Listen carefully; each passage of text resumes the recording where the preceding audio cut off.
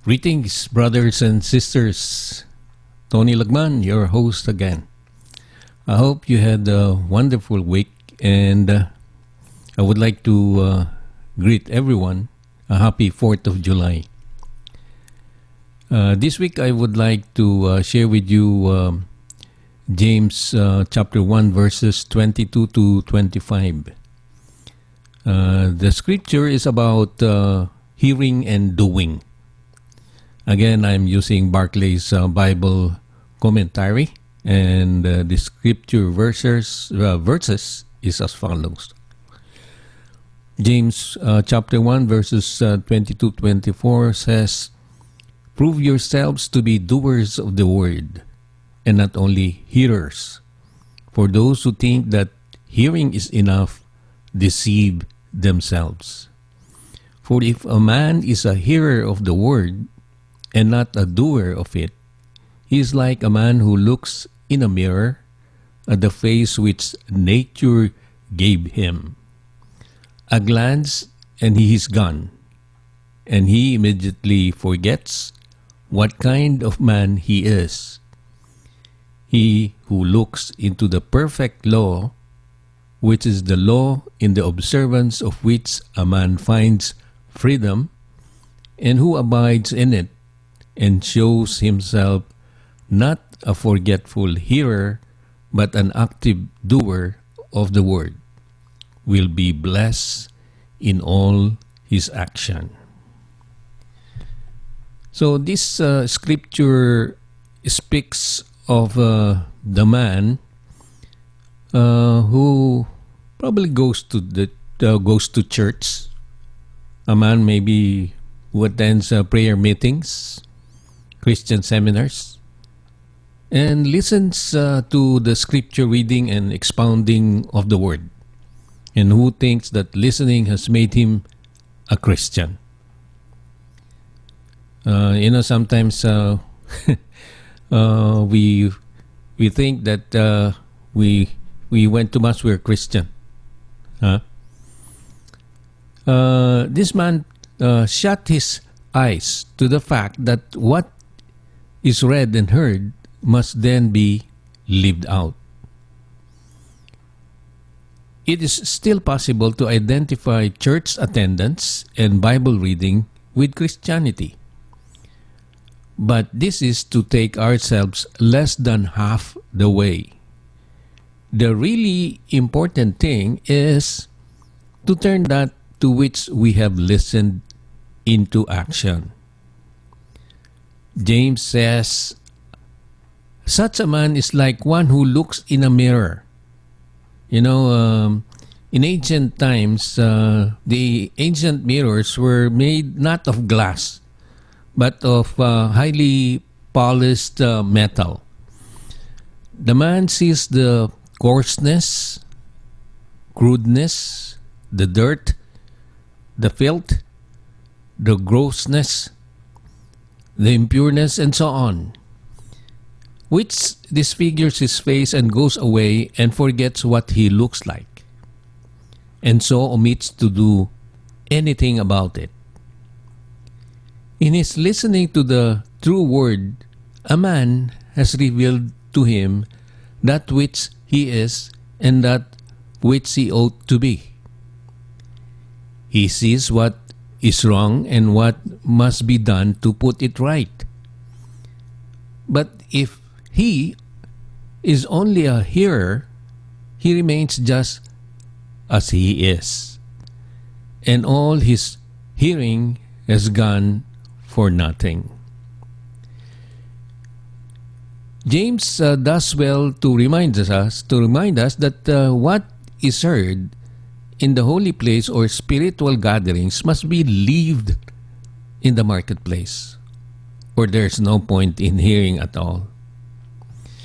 In James 1:25 and following, he who looks into the perfect law, which is the law in the observance of which a man finds freedom, and who abides in it, and shows himself not a forgetful hearer, but an active doer of the word, will be blessed in all his action.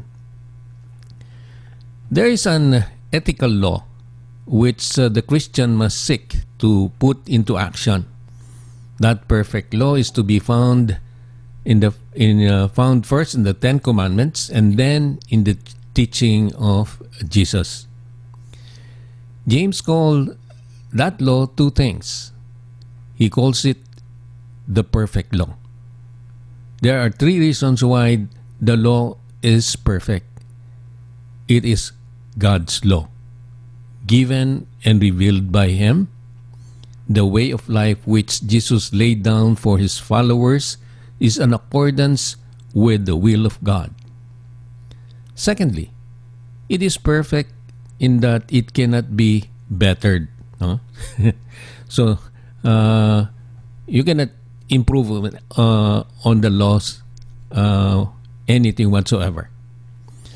The Christian law is the law of love, and the demand of love can never be satisfied. We know well when we love someone that even though we gave them all the world and served them for a lifetime, we still could not satisfy or deserve their love. Thirdly, but there is still another sense in which the Christian law is perfect. The Greek word is teleios, which nearly always describes perfection towards some given end. Now, if a man obeys the law of Christ, he will fulfill the purpose for which God sent him into the world. He will be the person he ought to be and will make the contribution to the world he ought to make. He will be perfect in the sense that he will, by obeying the law of God, realize his God-given destiny. James called it the law of liberty. That is the law in the keeping of which a man finds his true liberty. All the great men have agreed that it is only in obeying the law of God that a man becomes truly free. To obey God is liberty. The wise man alone is free, and every foolish man is a slave.